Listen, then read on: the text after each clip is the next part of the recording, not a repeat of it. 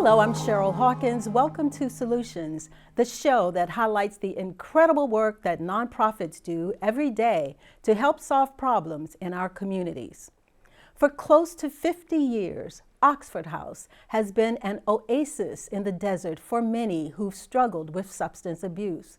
Between 1975 and 1988, 18 houses were established by and for recovering individuals. Today, the Oxford House concept is considered to be a model for addiction recovery homes. Let's take a look at their story.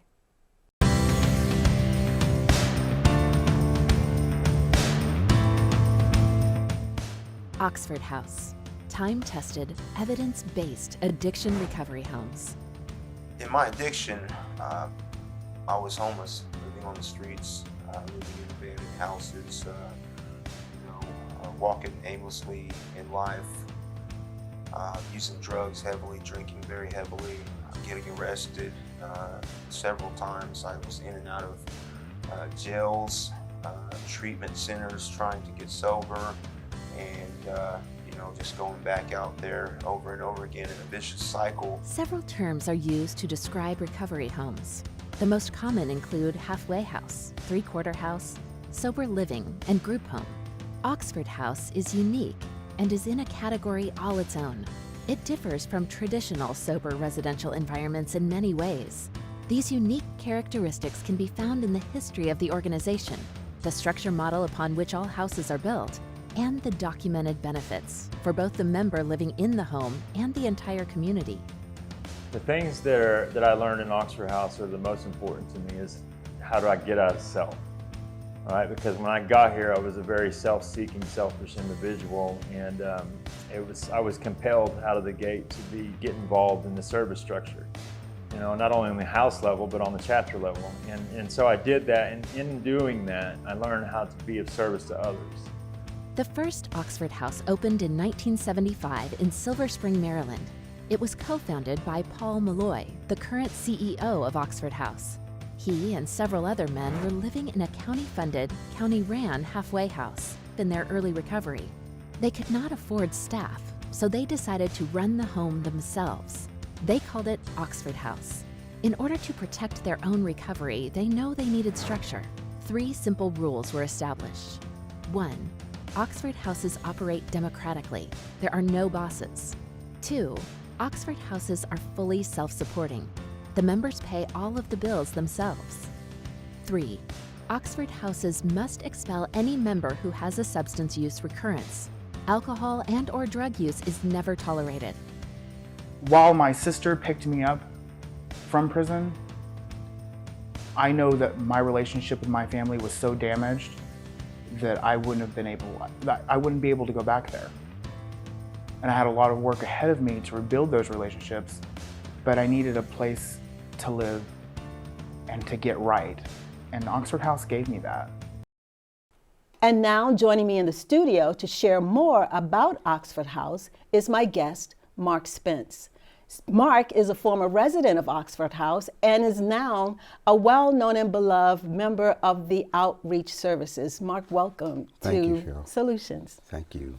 Thank you for being here. You're so humble, I feel like, in your presence. So let's start with a little history about Oxford House. I know it started locally here in Silver Spring, but now it's all in all 50 states and in several countries. How did it all get started? All got started right here in Montgomery County in Silver Spring, and there was a state-run halfway house called Alpha One, and it was 13 men lived in there that was, had designated from the court to go to this halfway house. And the state wanted to close it down within 6 months, and all the guys were doing great, and so they complained and got mad, and so they were going to their Alcoholics Anonymous meetings, and they mentioned to one of the gentlemen at the meeting that the state is taking away our housing and we're doing good, and so he gave them a suggestion, find out whether the state owns the house or they're renting the house. Found out the state was renting the house. He gave them the startup money to actually rent the house, and they complained about who's going to watch us. Who's going to cook for us? Who's going to clean for us? Because the state halfway house, they did all that. Okay. And he said, you do it. You set up rules. And so those members set up rules for that particular house where there was absolute abstinence from drugs and alcohol.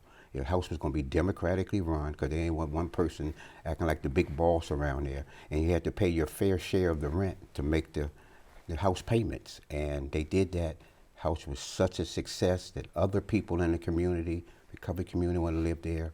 And that house saved up money and rented another house.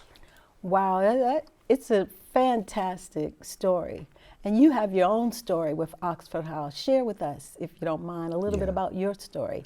Yeah, so I'm born and raised in Washington, D.C. I'm an old Catholic school boy and went to Catholic school from grade school all the way through high school. And I was a kind of rambunctious little young lad that actually tried to do the right thing, you know. And I was the one that was walking old ladies across the street. You know, I worked at it. I was president of the altar boys and never missed a day of, you know, school from kindergarten all the way through high school. Wow. Never used drugs, never hardly even kissed a girl. And just tried to do everything that was right. Ended up getting a scholarship to college. And when I went to college, I got introduced to drugs and alcohol.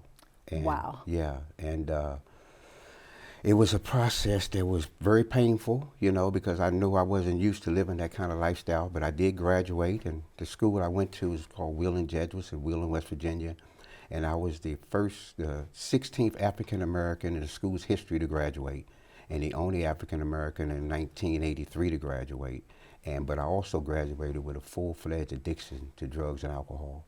And so came home and just was living that lifestyle of drinking and drugging and, you know, that whole nightlife thing, and ended up in an alley in Northwest DC, $30,000 in debt. You know, the bank was looking for their car that I was driving around. My license had expired. I couldn't pull for any resources. My girlfriend had broke up with me. It was just, you know, it was at wit's end. And screamed out, God, help me, please. And it was December the 9th, 1988. And gathered myself up, I was able to walk home. It was about 10 degrees outside, and went home. My mom was a praying mom. She knew something was going on with her baby. And she was like, I was like, Mom, I need some help. She said, okay, let's do something about it. And I went to treatment, got educated on the disease of addiction, what I was doing to myself. And they told me it was a way out. It was a way to get better. And, you know, it was talking about the 12-step program and being abstinent. And, you know, and my stay in treatment was only a couple of weeks because of the insurance.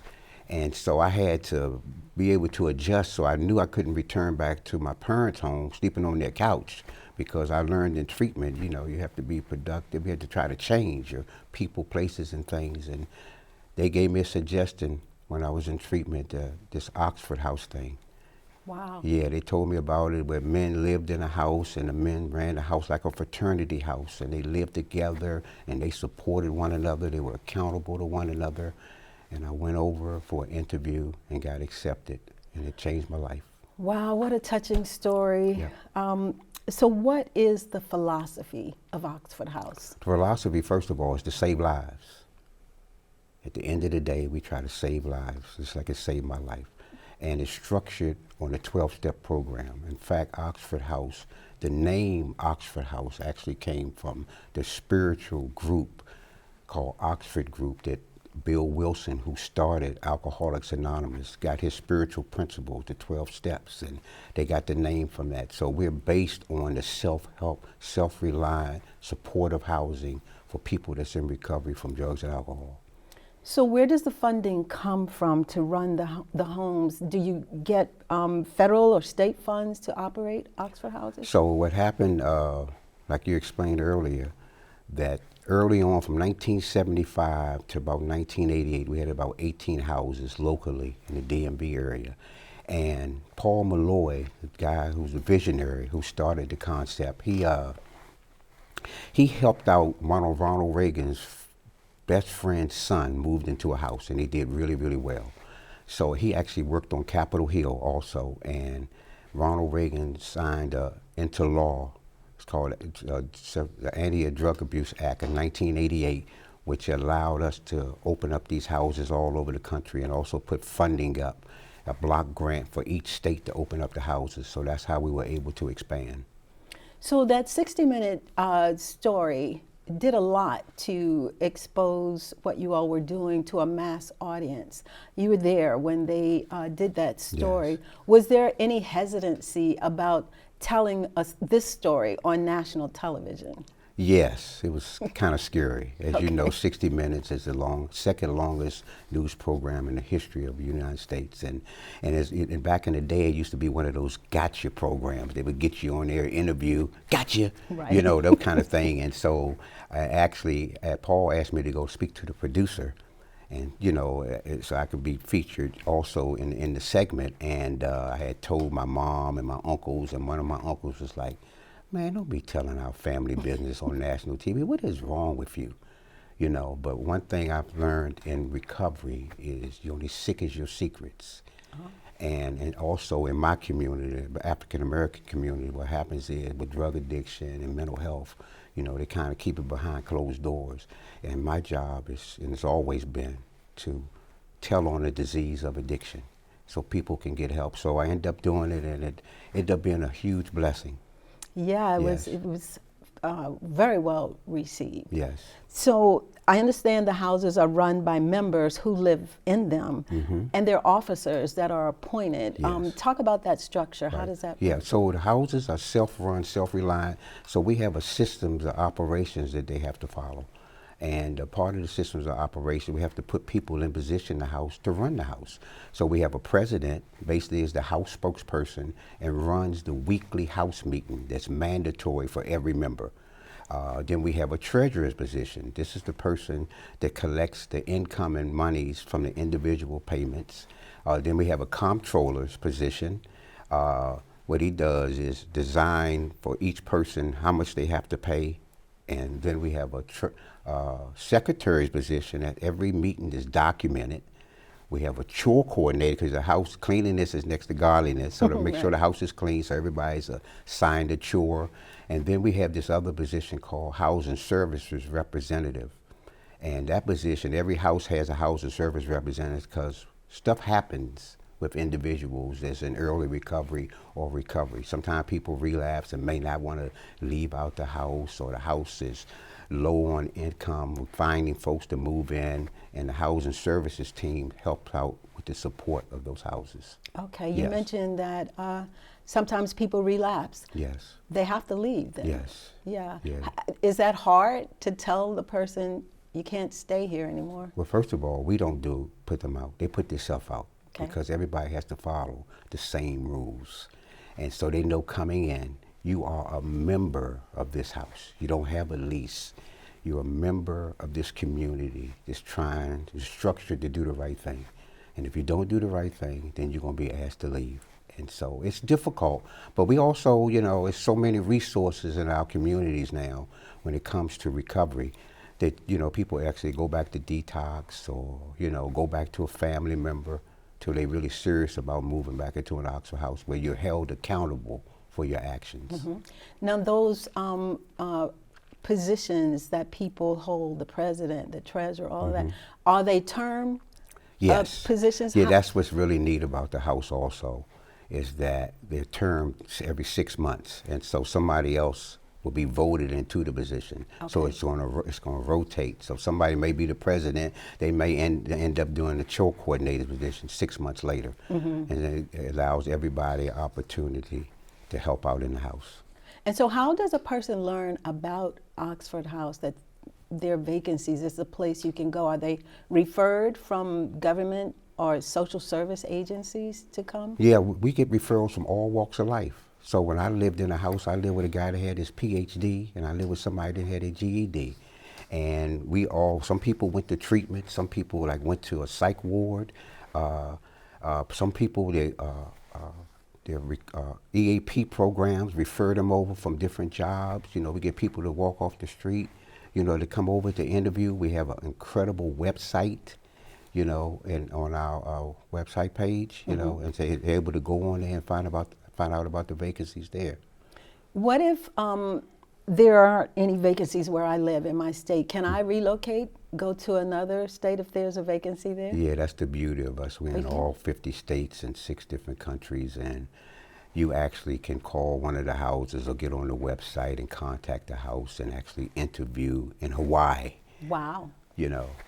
Just got to and find your way that's there. right. That's in Chicago. Yeah. You know, and different states, and so yeah, that's the beauty of us. We a network.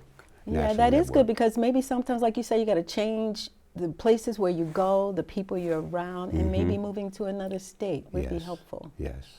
Yeah. So you also have not only a structure in the house, but you also have chapters. Right. How does that work? So what happened when we started to expand, we found out that these individual houses can't sit there by themselves and be able to advance and grow as a house. And so what we did is we opened up houses in the community. They have a cluster of houses, and that's the chapter. The chapter comes together once a month. The different leadership, the presidents of each house come together once a month and discuss different house issues. So that's why the chapters was developed. You know, that's helped with our expansion by us creating these chapters. Great. Yeah. We're going to take a short break, and we'll be right back with more information about Oxford House with my guest, Mark Spence. Stay with us. We'll be right back. My biggest fear in the middle of my addiction was that I would never be able to get over it and that my kids wouldn't have a father. I overdosed on heroin and I lived. And I started thinking, you know what? This isn't my story. For the longest time, fear held me back from ultimately being who I wanted to. I found the fatherhood program, and it was one of the best decisions I've ever made in my life. My desire to change had finally outweighed my desire to stay the same. I felt powerless for so much of my life that it's important to me that my kids are empowered and truly believe that if they can think it, they can do it. I definitely had to become a better man to be a better father. For the first time, I finally feel like I'm exactly where I should be, where I want to be.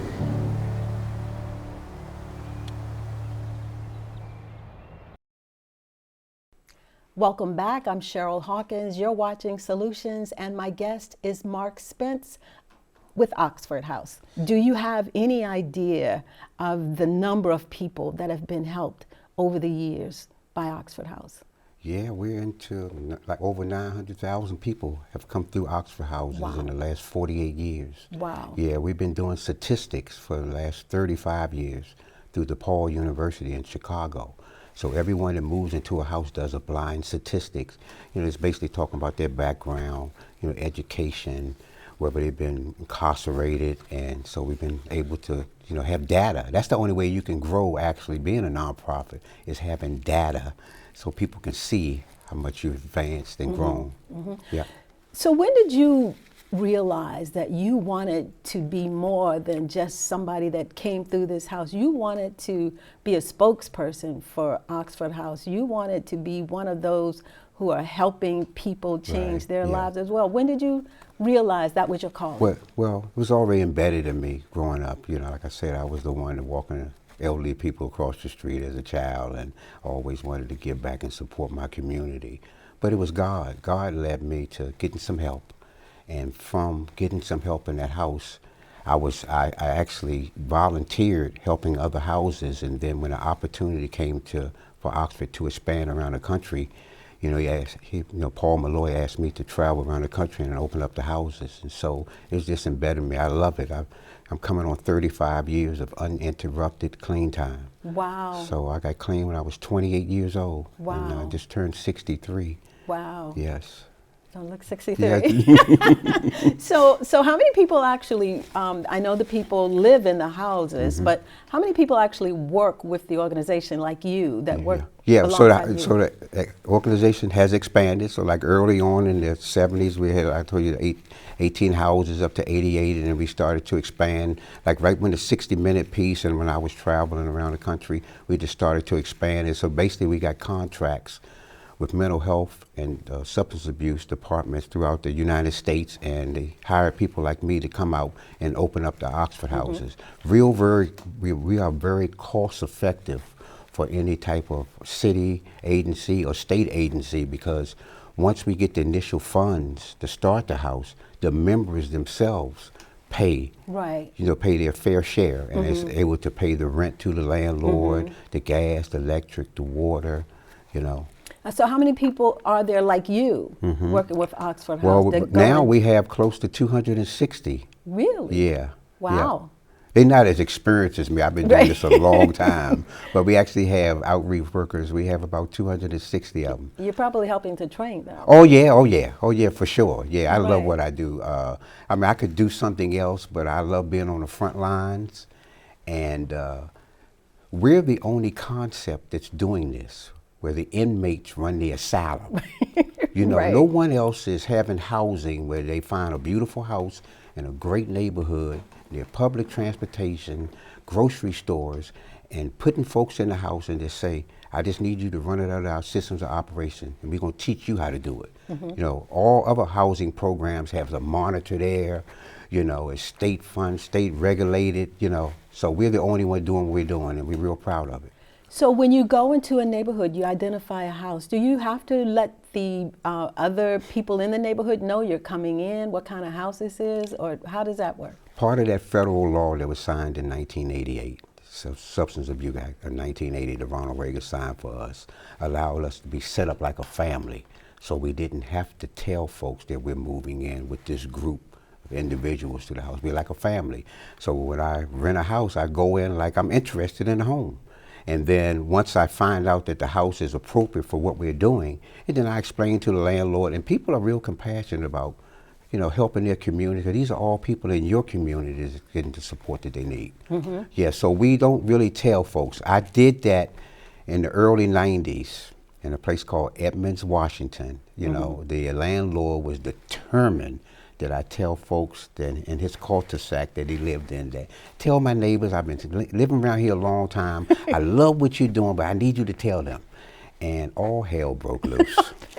What I mean by that is the case ended up in the Supreme Court. Wow. Yes. And Because the because of the didn't want community, them? right. But they couldn't do anything because we have a federal law which oversees the local laws, so to have more than 5 unrelated people in a single family dwelling.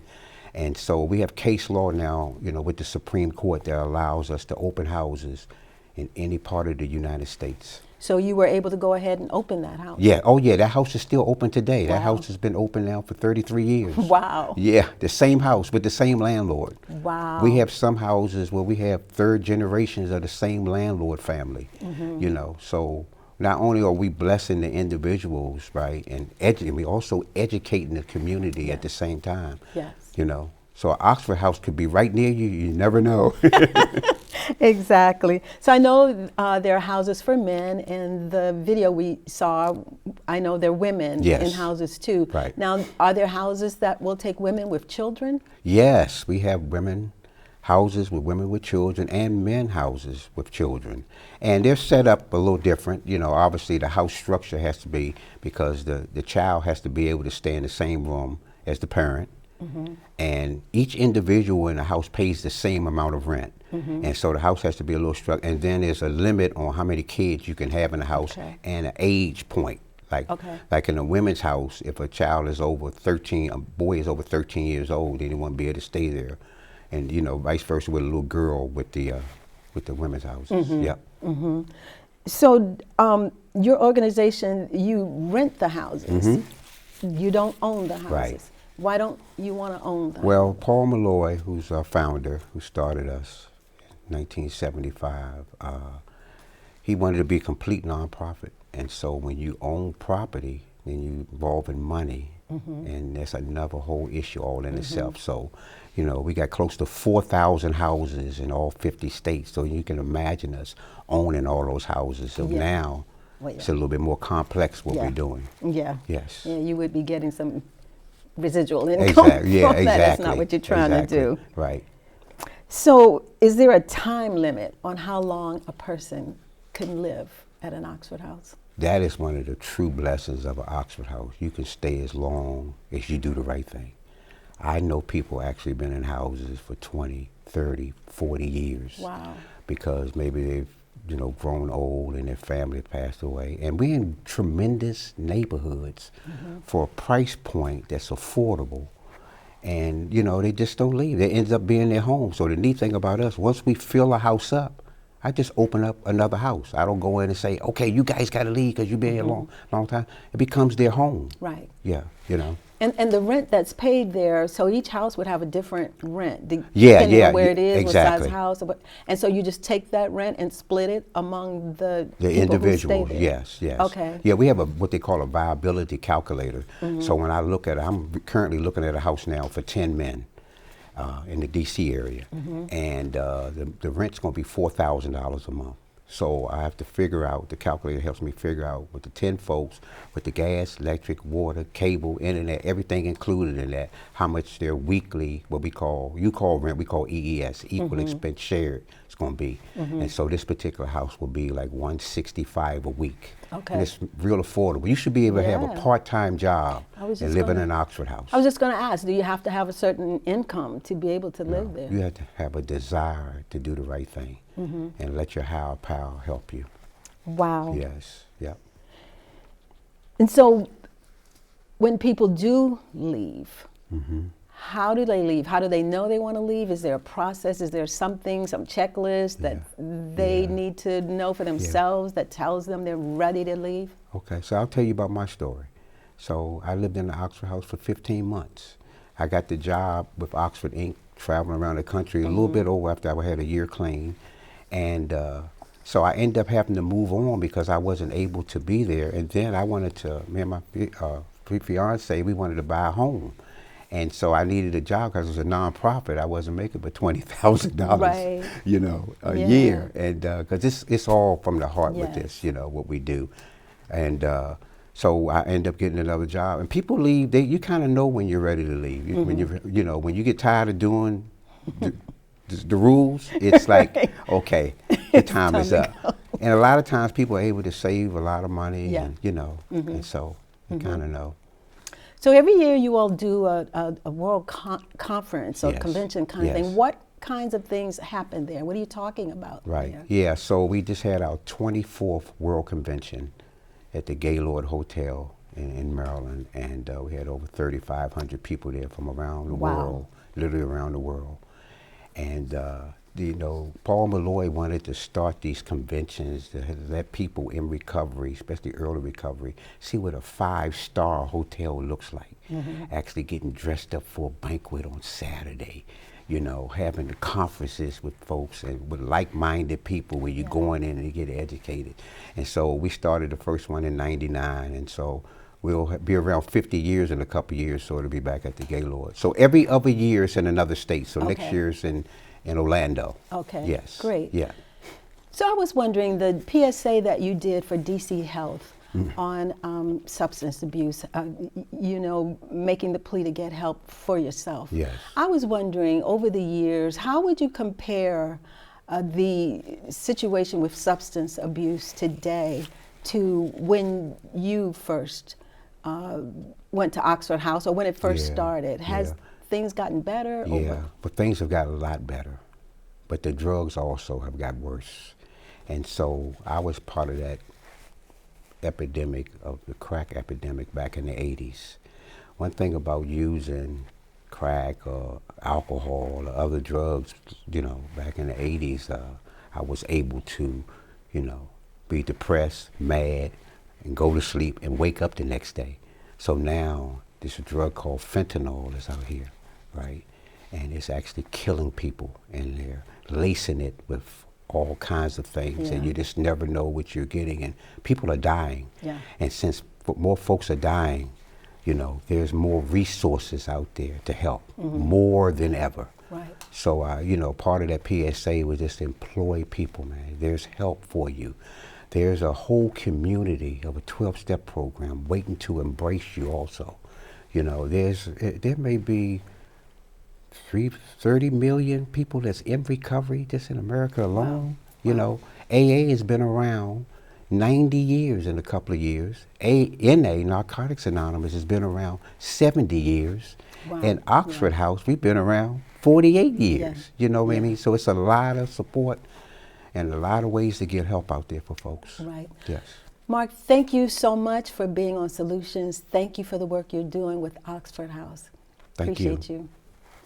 I'd like to thank my guest, Mark Spence, with Outreach Services with Oxford House, for being on this episode of Solutions and for sharing such wonderful information about how Oxford House is changing lives. If you'd like more information about Oxford House, you can visit their website at oxfordhouse.org, or you can call them at 301-587-2916. I'm Cheryl Hawkins. Thanks for watching, and see you next time for more Solutions.